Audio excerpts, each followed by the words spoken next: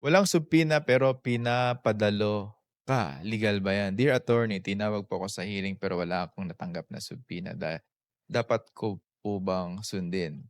Hindi 'no, kasi ang due process kasi ay nangangahulugan na mayroong notice at opportunity to be heard. So kung walang subpina, opisyal na notice, hindi ka obligadong sumipot diyan. So may karapatan kang humingi ng kopya ng reklamo, ng subpina.